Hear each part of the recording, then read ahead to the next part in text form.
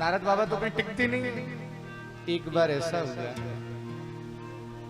एकदा हि विशालायां चत्वार ऋषयो मलान् सत्संगार्थं समायात ददृशुस्तत्र नारदम्। एक बार नारद बाबा सत्संग की इच्छा से गए, कहाँ? बद्रीनाथ। कहाँ गए जी? आप हमारे संग बोलते चलना तो हमें बोलने में भी आनंद आएगा। नारद बाबा कहाँ गए? जोर से बोलो। बद्रीनाथ।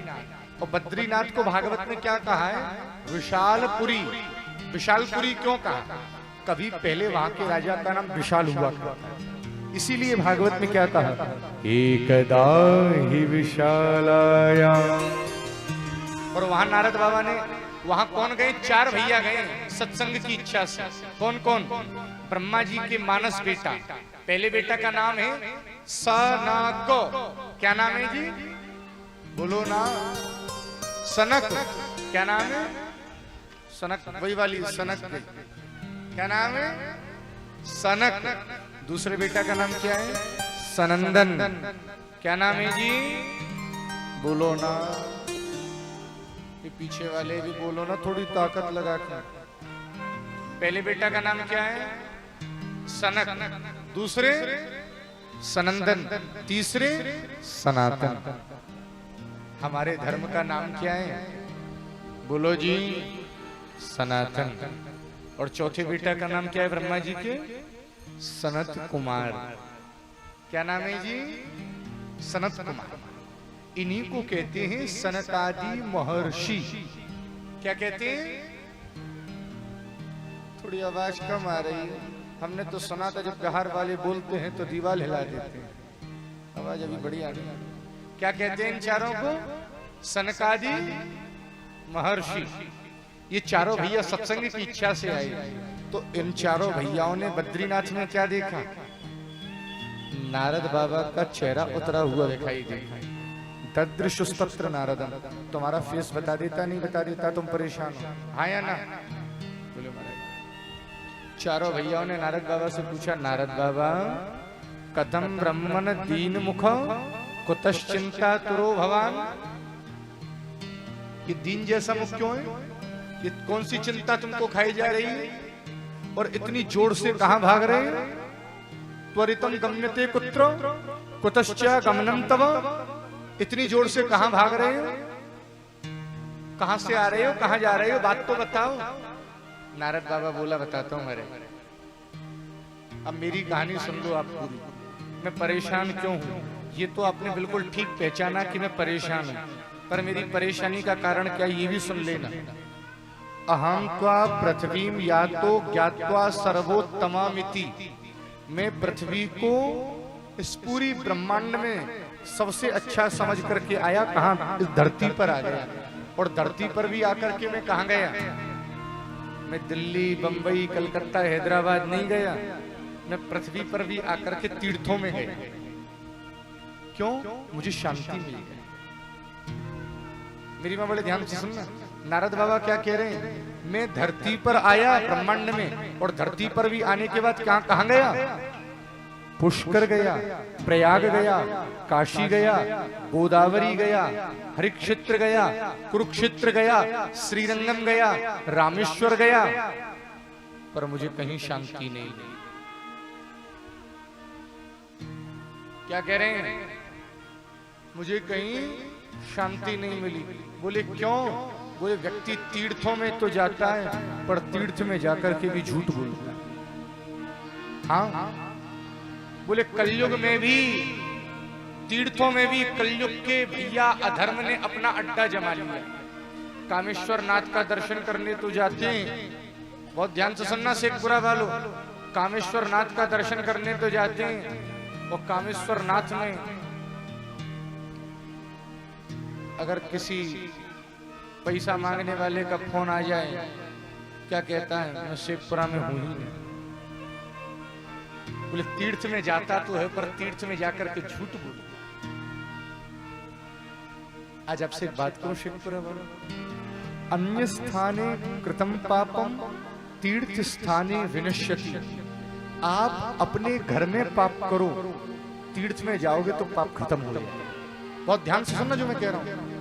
अन्य स्थाने कृतम पापम तीर्थ स्थाने विनश्यति, पर तीर्थ स्थाने कृतम पापम वज्रलेपम भविष्य। अगर कोई पाप तीर्थ में हो गया ना मेरी माँ, तो वज्र हो जाएगा, उसका कोई प्रायश्चित नहीं। इसीलिए तीर्थ में जाने के बाद बहुत सावधान रहना, बहुत अटेंशन में रहना, भूल कर भी हमसे कोई पाप नहीं हो जाए। नारद बाबा क्या कह रहे हैं, मैं तीर्थों में तो गया, मैंने तीर्थों में भी जाकर के क्या देखा, तीर्थ के व्यक्ति की या तीर्थ में जाकर के व्यक्ति की स्थिति कैसी हो गई, सत्यम नास्ति, बात बात पर झूठ बोलता है जी, और तपः शौचम, तपस्या चली गई। अब किसी ने ये थोड़ी ना कहा था शेखपुरा के सबसे ऊंचे पहाड़ पर चले जाना। तपस्या का मतलब क्या है, अरे एकादशी छोड़ो, साल में जन्माष्टमी और शिवरात्रि का भी व्रत भी नहीं किया जाता। अब जब जन्माष्टमी आएगी तो आप लोग तो व्रत करोगे ना सर, भागवत सुन रहे हो, जरूर करना। हाँ जी, शिवरात्रि का व्रत जरूर करना चाहिए। शिव पुराण में लिखा है, जो व्यक्ति पूरी साल व्रत नहीं करता, केवल एक शिवरात्रि का व्रत कर लेता है ना, उसको पूरी साल व्रत करने का पुण्य मिल जाता है। हाँ, ये शिवरात्रि और जन्माष्टमी जैसे व्रतों की महिमाएं। नारद बाबा क्या बोले, बोले मैंने क्या देखा, तीर्थ में जाकर के भी सत्यम नास्ति व्यक्ति झूठ बोलता है, तपः शौचम, इसके जीवन से पवित्रता चली गई। एक बात समझना भाई शेखपुरा वालों, शंकर जी पे जल चढ़ाया करो तो नहा धो करके चढ़ाया करो। ऐसा नहीं है बिना हाथ पैर धोए चले गए, बिना नहाए चले गए। मंदिर में जाना तो हाथ पैर धो करके जाना, शंकर जी पे जल चढ़ाना तो नहा धो करके चढ़ाना, पवित्रता का ध्यान रखना। नारद बाबा बोले मैंने तीर्थों में क्या देखा, दया का भाव मन से चला गया। कलयुग के जीव की स्थिति क्या है, किसी भूखे को देख करके इसको ये नहीं लगता इसको 2 रोटी में दूं, कोई बीमार लगता है तो लगता है उसको इलाज करा दूं, बोले नहीं करा। हाँ, दया क्या है, भूखे को रोटी दे देना, प्यासे को पानी पिला देना। अगर तुम्हें लगता है भाई तुम बहुत बड़ा हॉस्पिटल नहीं खोल पा रहे हो, अगर भगवान ने तुम्हें इतना कैपेबल बनाया है, कोई बुखार में पीड़ित है, तड़प रहा है, बोले मेरे द्वारा इसको क्रोसिन पैरासीटामोल डोलो देने से काम बन जाएगा, तो वही कर देना। ये दया ही तो है। समय समय पर कुछ दान भी करना चाहिए। नारद बाबा कह रहे मैंने कलयुग में क्या देखा तीर्थों में भी, सत्यम नास्ति तपः शौचम दया दानम न विद्यते और उदरम वरिणो जीवा।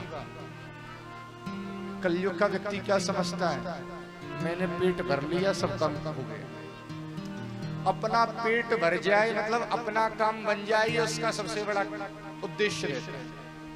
अपना काम बनता और ये बड़ी दुविधा है। नारद बाबा बोले महाराज हम बड़े परेशान हो गए। और मैंने क्या देखा कलयुग में, और नारद बाबा देख रहे हैं कलयुग का तांडव बता रहे हैं। अच्छा जी एक बात बताना, शेखपुरा वालों भागवत में क्या लिखा, नारद बाबा क्या बोल रहे हैं, घर में ज्यादा किसकी चलती है, सासू माँ की चलती है, बहू जी की चलती है। बोले भागवत में क्या लिखा, मैं कोई बात मन से नहीं कह रहा। बोले स्त्री का सम्मान कब तक है, जब तक वो जवान है, सुंदर है, तरुणी प्रभुता गेहे, जब तक वो जवान है, सुंदरी है, और जैसे उसको बुढ़ापा आने लगता है उसके परिवारीजन उसका अपमान करना प्रारंभ करना। हाँ, और नारद बाबा बोले मैंने कलयुग में क्या देखा, शाल को बुद्धिदायक। पहले लोग कोई काम पड़ता था तो अपने बड़े भैया से सलाह लिया करते थे, बड़े परिवारीजनों से सलाह लिया करते थे। अब साले साहब सलाह दे, मन से नहीं करे लिखा। और मैंने क्या देखा, बोले ब्राह्मण भागवत को बेचने, वेदों को बेचने, और स्त्रियां बाजार में बैठ करके व्यापार कर। नारद बाबा बोले मैं क्या बताऊं महाराज, जब मैंने कलयुग का ये स्थिति देखी मेरा मन बड़ा अशांत हो गया। जब व्यक्ति का मन अशांत होता है तो सबसे कहीं ना कहीं थोड़ा दूर जाना चाहता है, थोड़ा रिलैक्स लेगा। नारद बाबा बोले महाराज मैं थोड़ा सा कहीं दूर चला गया, और दूर जाकर के मैं यमुना के किनारे चलते चलते चलते चलते पहुंच गया वृंदावन। एक बार हाथ ऊपर करके बताना वृंदावन कौन कौन गया है? वृंदावन गए हैं?